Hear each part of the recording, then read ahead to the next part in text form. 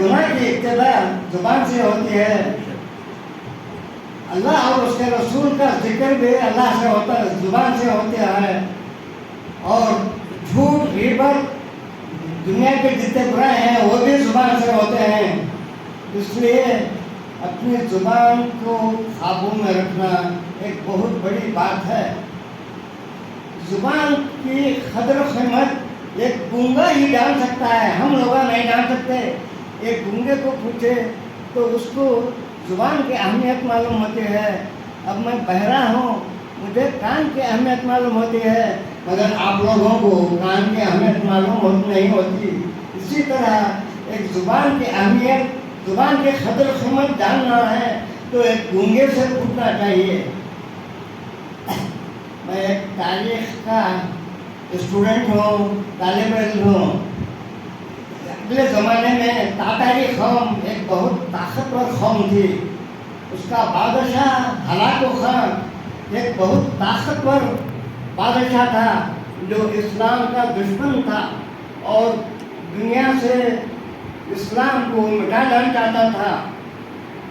उसके बाद उसका बेटा शायद तगातुर खान, वो भी उसके बाप के नक्शे कदम पर चला, वो भी मुसलमानों का दुश्मन था।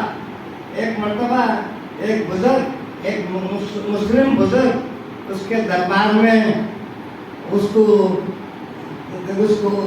उसके दरबार में गए। बादशाह उस बुजुर्ग को देखकर उसे मजाक सोचा और कहा कि ऐ बुजुर्ग, क्या तुम्हारी दाढ़ी अच्छी है या मेरे कुत्ते की दुम अच्छी है?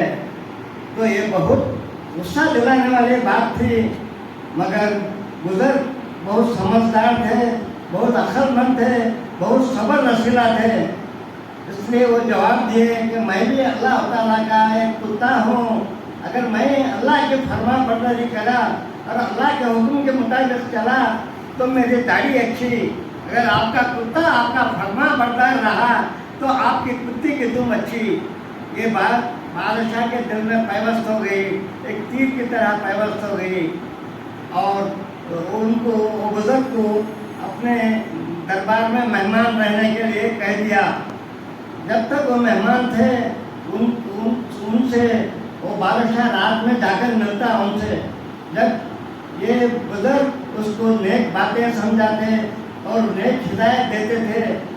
चंद दिनों के बाद वो बादशाह खुद इस्लाम का शैदा हो गया। जो दुश्मन था इस्लाम का वो शैदा हो गया और अपने पूरी तातारी कौम को इस्लाम में तब्दील कर दिया। ये है ज़ुबान का असर। ज़ुबान इतनी ताकतवर है। ज़ुबान का जख्म, तलवार का जख्म सूख जाता है मगर ज़ुबान का जख्म कभी नहीं सूखता। इनके बुजुर्ग के ज़ुबान के असर की वजह से एक तातारी कौम इस्लाम में तब्दील हो गई। और आखिर ज़माना अल्हम्दुलिल्लाह रब्बिल आलमीन।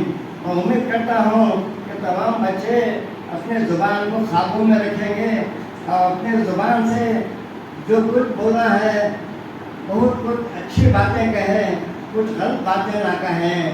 हमेशा ज़ुबान को अपने काबू में रखें और सब्र करें। आखिर ज़माना अल्हम्दुलिल्लाह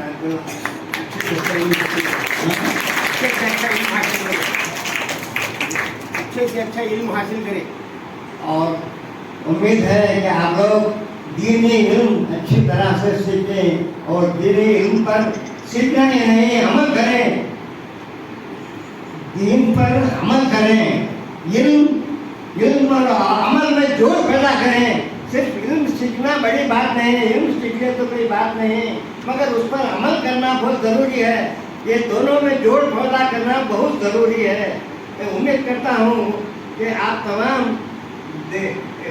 अपने इल्म के ऊपर अमल करेंगे। आमीन।